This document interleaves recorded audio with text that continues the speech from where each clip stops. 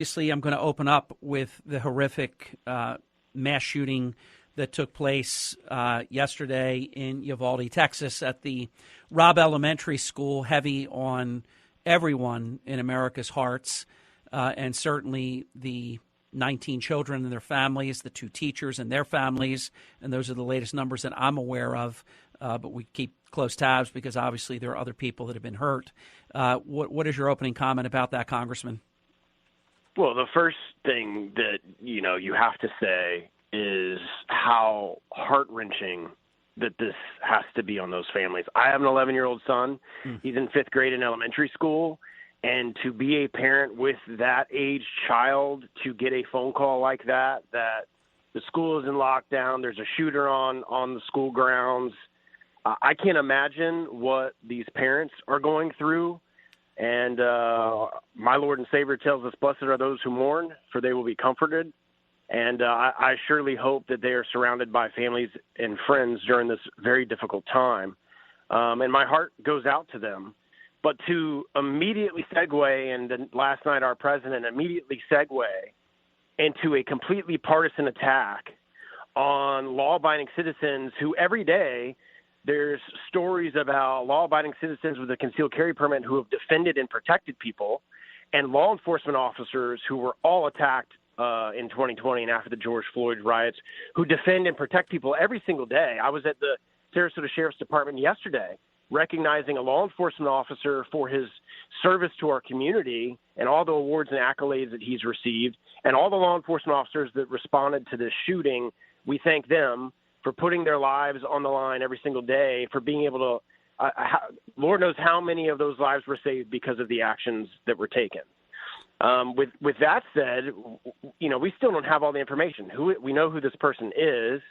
What's his background? I find it interesting that Border Patrol was there. I have questions about that. Where did he get the weapon? All of those things we don't have the information on. But what I will say, and so this is the most deadly shooting since Sandy Hook. Sandy Hook happened right before I was in the state legislature, in the Florida legislature. I served 6 years in the state house, 2 years in the state senate. And I recognized a vulnerability, being a former military officer, infantry officer, all of that. I recognized the vulnerability in our own schools in Florida after Sandy Hook. And I filed bill after bill, year after year. It was called the School Safety Act in Florida. Never became law because it was so politicized that why are we going to put guns in our schools? And what the bill did was allow former current law enforcement, former current military that goes through a school safety specific training program that then would work with our school resource officers, because in Florida, we don't have a school resource officer at every single one of our schools. And even if you have one guy can't take down a shooter very quickly. It's obvious that you need a team, anybody with a military background, law enforcement background, you're not going to go into a building. You are to try to defend the lives of people, but having a team of people around you is ideal. And I could never get the bill passed because even Republicans would get pushed on by the woke left. We can't have guns in schools. Well, you need somebody with proper training at these locations to be able to protect our kids.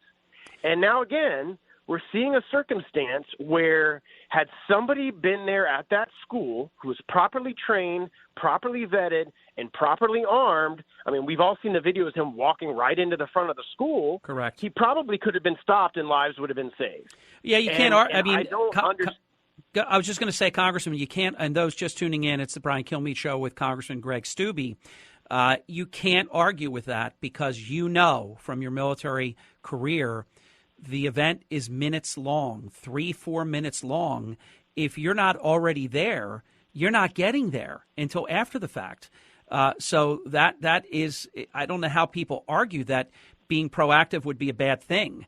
We have to definitely do something about target hardening and some of the things that you're very skilled in.